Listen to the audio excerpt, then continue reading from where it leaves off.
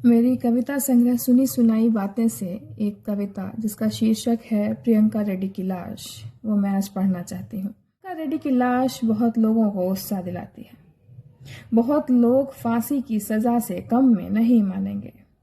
गुस्सा दिलाती है लाश उनको भी जो सहमति का अर्थ नहीं जानते, उनको भी जिन्होंने कहा था मुझसे तो क्या हुआ जो अश्लील मैसेज था या तो कुछ नहीं, उनको भी जिन्होंने कहा था मुझसे गलती तुम्हारी थी, कोई भी ऐसा ही करता, उनको भी जिसने मेरी नाव को सिग्नल समझा जबरन नंगा करने का, उनको भी जिसने माफी तो नहीं मांगी पर फेमिनिज्म पर पर्चा पढ़ा, उनको भी जो उलझे मुझसे बस में, कार में, ऑटो में, सड़क पर, उसके घर पर, मेरे घर पर, पड़ोस में, वह जो लिबरल बलात्कारी था, वह जो लेफ्ट बलात्कारी था, वह जो राइट बलात्कारी था, वह जो संबंधी बलात्कारी था, वह जो अजनबी बलात्कारी था, वह जो 20 के करीब था, वह जो 60 के करीब था, वो सब जिसने डराया था, वो सब जिसने खुद से घिन दिलाया, सब के सब आज गुस्से में है।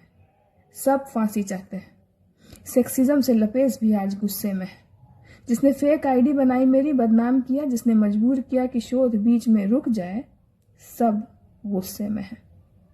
प्रियंका रेड्डी की लाश बहुत लोगों को गुस्सा दिलाती है, सिर्फ लाश ही गुस्सा दिलाती है।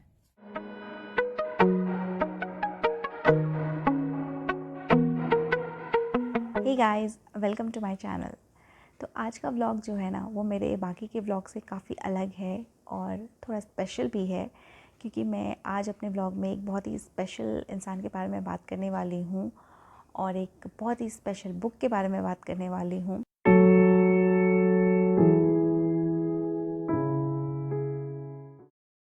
जिन्होंने ये कविताएं लिखी हैं, जिनकी कविता संग्रह है, वो है डॉक्टर ऋचा। डॉक्टर ऋचा की कुछ 100 के आसपास कविताओं का संग्रह है इस बुक में। ये उनकी पहली बुक है जो पब्लिश हुई है। अदरवाइज़ वो काफ़ी टाइम से लिखती आ रही हैं और मैं उनको काफ़ी टाइम से पढ़ती आ रही हूँ। इनफैक्ट मैं उनकी स्टूडेंट रह चुकी हूँ। कविता एक ऐसा सशक्त माध्यम है जिसमें आप कम शब्दों का उपयोग करके बहुत सारी बातें कह सकते हैं, और ये बहुत सारी बातें बहुत ही सहज और सरल तरीके से कैसे कहा जाए और कैसे आपके मन तक पहुंचा दी जाए, इस मामले में डॉक्टर ऋचा माहिर हैं। मैं उनकी जितनी भी तारीफ़ करूं वो कम है। As a person, as a poet, वो दोनों में ही एक्सेल करती हैं और मेरे लिए बहुत बड़ी ऑनर की बात है कि मैं अपने चैनल पे उनके बारे में, उनकी किताब के बारे में बात कर रही हूँ और आप लोगों के सामने उसे रख रही हूँ। अभी जो आपने कविता सुनी और जिनसे सुनी वो खुद डॉक्टर ऋचा हैं। जो कविताएं हैं उनकी, अब एक एक कविता में जो संवाद है, जो बातें हैं, जो गहराई है, वो आपको पढ़ने पे ही पता चलेगी। बहुत सारे ऐसे मुद्दे उन्होंने उठाए हैं अपनी कविताओं के माध्यम से जिन पे बात करने से लोग डरते हैं, और बहुत ही बेबाकी से उन्होंने सारी चीज़ें रखी हैं और बहुत ही खूबसूरती से शब्दों का प्रयोग किया है। पर तीर की तरह चुभने वाली कुछ बातें लगेंगी जो आपके अंतर मन को झकझोरने के लिए काफ़ी हैं। मैं यहाँ बुक की कोई समीक्षा नहीं कर रही हूँ किताब की, मैं उसके लायक नहीं हूँ।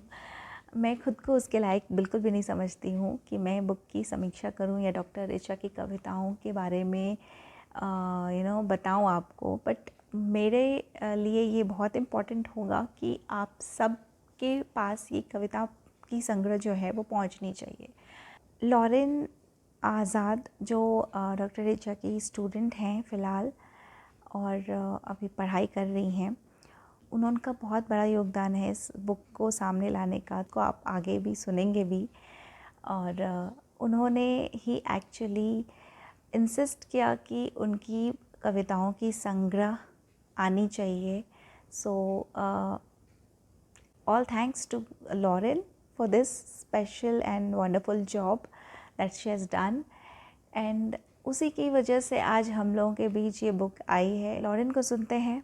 मैं जानती हूँ शायद कुछ ना बदले, पर पता नहीं क्यों बार बार मौका देती हूँ।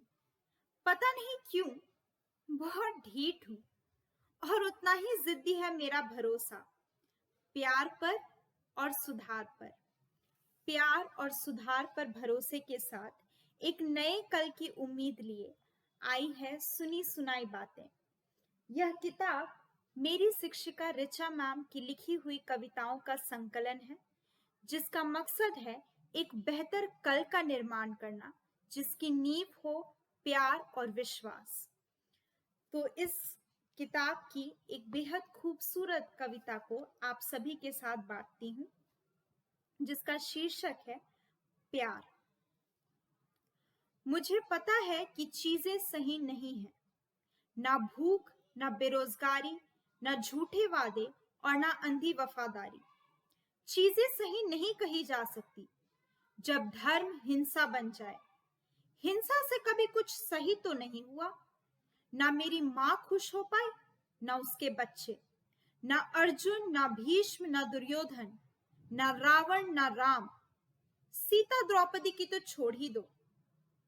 फिर भी जब कई लोगों को देखती हूँ, नफरत जीते, नफरत खाते, नफरत पीते, नफरत बांटते, तो मुझे चिंता होती है भविष्य की, जब ये हर दिन कम होते हुए इंसान के साथ जीना सीख लेंगे, नफरत की धधकती आग में।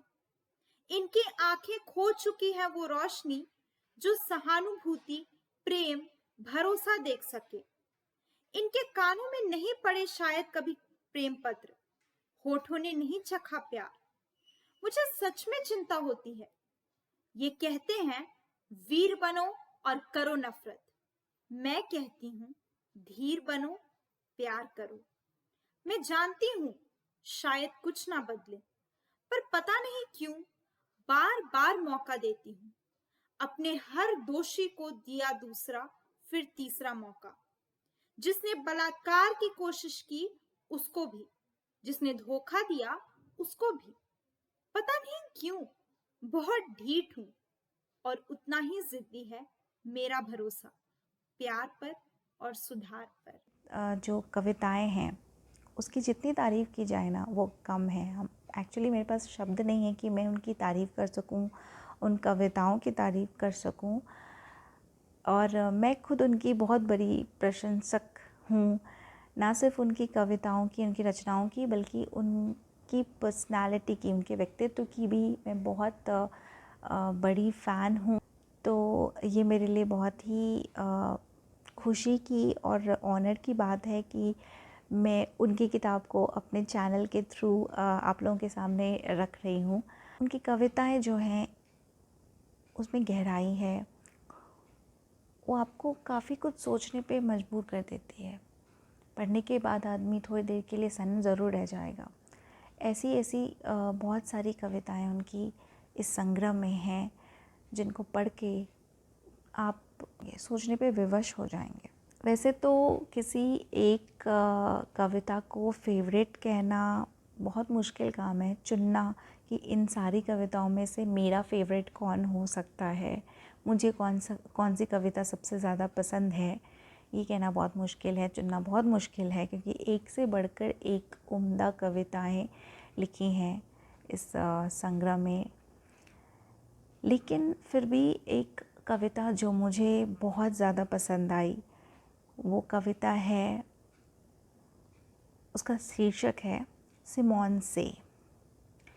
ये कविता काफ़ी बड़ी है, मैं पूरी कविता पढ़ के आपको नहीं सुनाऊंगी क्योंकि मैं चाहती हूँ कि आप उत्सुक हो और आगे पढ़ने के लिए आप बुक पढ़ें।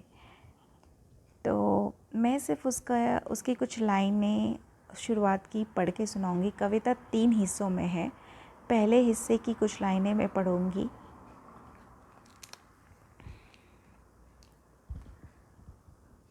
कहा था सिमोन दी बुवर ने, औरत नहीं होती पैदा, बनाई जाती है। मैंने सोचा कहाँ बनती होंगी औरतें, मूची बनाता है या फिर सुनार, ठठेरा या दर्जी, या फिर बनती हैं ये भी किसी धुआं निकलती फैक्ट्री में। बहुत ही इंटरेस्टिंग कविता है ये, और मैं इतना ही पढ़ूँगी, आगे बहुत कुछ है इसमें जो आप पढ़ें और सोचें कि क्या कहने की कोशिश की जा रही है इस कविता के माध्यम से। और ना सिर्फ ये कविताएं आपको सोचने के लिए छोड़ जाती हैं, आपके दिमाग में कई सवाल छोड़ जाती हैं, बल्कि आपकी सोच को भी बहुत ज़्यादा झकझोरती हैं। बहुत सारी बातें कही गई है इस कविता संग्रह में, जिसको मैं एक व्लॉग में समेट के नहीं बता सकती, और ना ही मैं बताना चाहती हूँ, क्योंकि मैं चाहती हूँ कि आप ये किताब ख़रीदें और उसे पढ़ें। So that was it guys for today's video। आज का व्लॉग पूरी तरह से समर्पित है डॉक्टर ऋचा की कविता संग्रह सुनी सुनाई बातें को।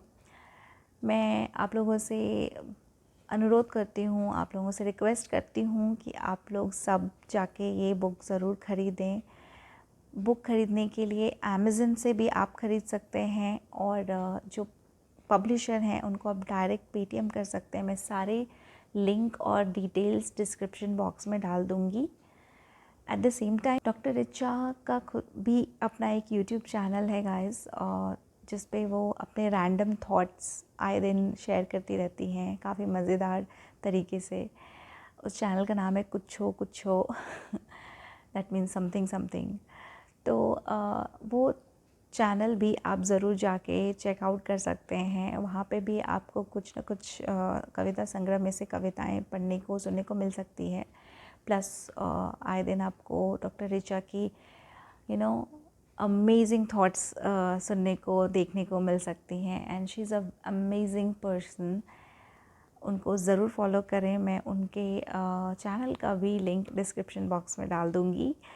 तो यस, लेकिन प्लीज़ आप लोग सब ये बुक ज़रूर ख़रीदें, ना सिर्फ इसलिए क्योंकि ये बुक बिके। हम चाहते हैं कि ये बुक जिसमें इतनी सारी बातें कही गई हैं किसी मकसद से, वो मकसद पूरा हो और लोगों तक बातें पहुँचे। जितनी ज़्यादा लोगों तक बातें पहुँचेगी उतना ही ज़्यादा इस बुक के सामने आने का मकसद पूरा होगा। तो प्लीज़ इसको एक सक्सेस बनाएं, और आगे और भी बहुत कुछ आएगा इसके बाद, तो हम उसका इंतज़ार करेंगे। And I am wishing doctor Richa a very very very bright future as a poetess. Thank you so much for watching this video, and I'll see you in my next vlog. Till then, take care. Bye.